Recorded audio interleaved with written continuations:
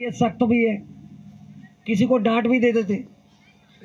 अब जो डांट लग गई तो भाई नाराज हो गया।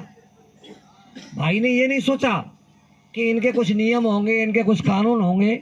ये इतने दिन से अपने गुरु को खुश करने के लिए संगत की सेवा कर रहे हैं, तो हमें इनसे राय लेनी चाहिए, हमें इनसे पूछना चाहिए और फिर जैसा ये बताएं वैसे करने का संकल्प लेना चाहिए। इन सेवादारों का, चाहे वो महिलाएं या पुरुष, सर्वप्रथम भंडारे की सेवा में सेवा करने के लिए उन्हें स्नान करके आना होगा। तो ये देखो, ठंडी में स्नान करते हैं और यहाँ 4 बजे लाइट चली जाती है, सुबह 3:30 4 बजे। तो पानी हम लोगों को शाम को ही भरना होता है और पानी बिल्कुल ठंडा हो जाता है। उस ठंडे पानी में ये लोग स्नान करते हैं, नहा करके संगत की सेवा में भंडारे में लग जाते हैं। अगर किसी को बीच में टट्टी पेशाब जाना है तो ये उसमें प्रवेश नहीं कर सकते। पेशाब जाएंगे तो हाथ पैर मुंह धो करके तब ये अंदर प्रवेश लेंगे, और अगर फ्रेश होने जाएंगे तो स्नान करके ही प्रवेश उसमें लेते हैं। अब कोई बंदा, हमारा गुरु भाई आया कि भाई साहब हम भी सेवा करना चाहते हैं, तो ये बात अच्छी नहीं है। आप लोग भंडारे में ही क्यों सेवा करना चाहते हो? बिना पूछे बिना बताए इनके नियम को क्यों तोड़ना चाहते हो? ये लोग कितनी मेहनत कर रहे हैं। उसका एक नियम है, उसका एक कानून है कि भंडारे के प्रमुख भंडारी को आप ये पूछें कि भाई साहब हम भी सेवा करना चाहते हैं, बताइए किस तरीके से सेवा में प्रवेश लिया जाता है। तो फिर आप उसका संकल्प लीजिए, नहा धो करके आना।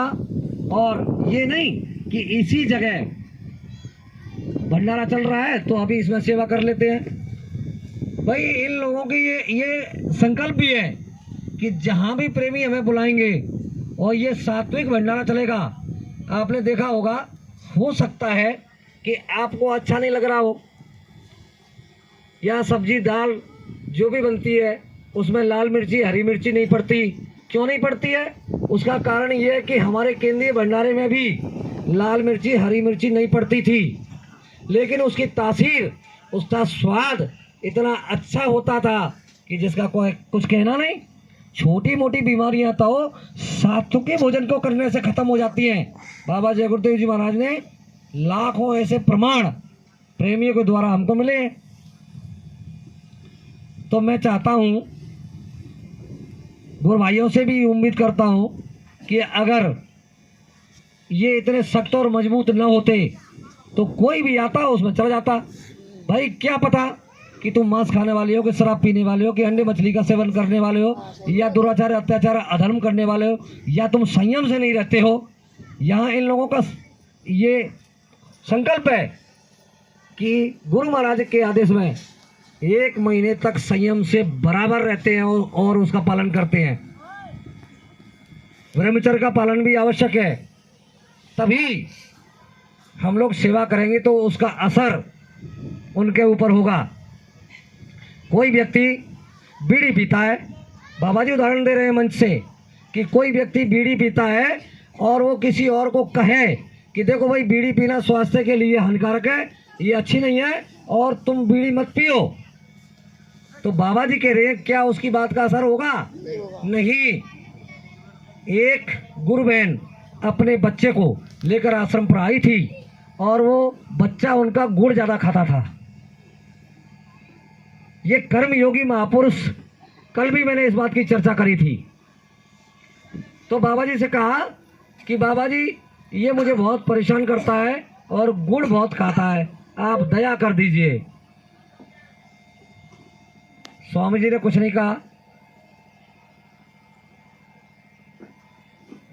स्वामी जी ने कहा कि बच्चा अभी कुछ दिन तक यहाँ रहकर सेवा करो और फिर उसके बाद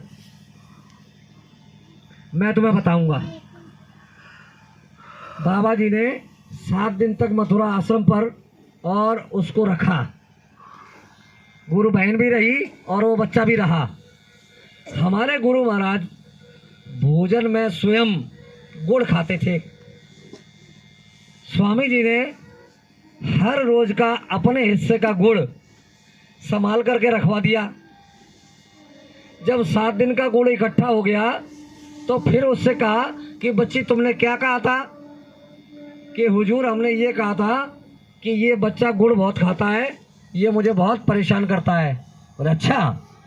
तो जो साथ चलने वाले बाबा जी के साथ जो सेवादार रहते थे, उन जिम्मेदार सेवादारों से कहा कि देखो हमारी कुटिया में हमारा गुड़ रखा हुआ है, उसको लेके आओ।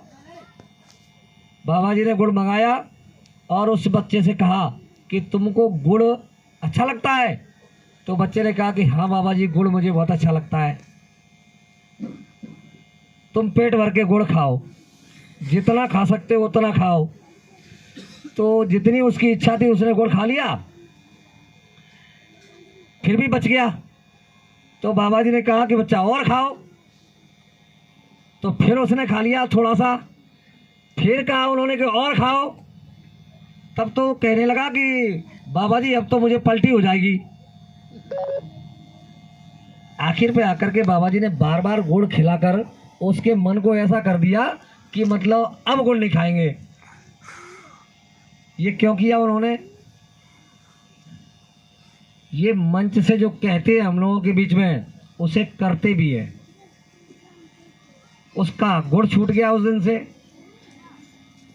तो यहाँ भी थोड़ा सा ये नियमों के पालन में अगर किसी से कोई भूल हो जाती है, कुछ कह दिया जाता है, तो प्रेमी भाई बहनों, जो हमारे जय गुरुदेव संगत के प्रेमी हैं, उनसे हम आग्रह करते हैं कि हमारे इस सात्विक भंडारे के सेवादारों को आप क्षमा करते रहेंगे और आप भी संकल्प लेंगे।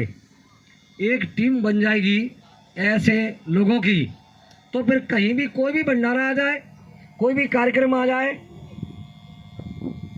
कितना भी बड़ा कार्यक्रम आ जाए, वो गुरु महाराज की दया से सब सेवा हो सकती है। तो मैं ऐसे इस भंडारे के जिम्मेदार भाई नरेंद्र को आमंत्रित करता हूं कि आप भी अपने जो विचार हैं प्रेमियों के बीच में सूक्ष्म में थोड़े समय में जो भी कुछ सुझाव, जो भी कुछ विचार रखना चाहते हैं, तो प्रेमियों के बीच में रखें। जय गुरुदेव।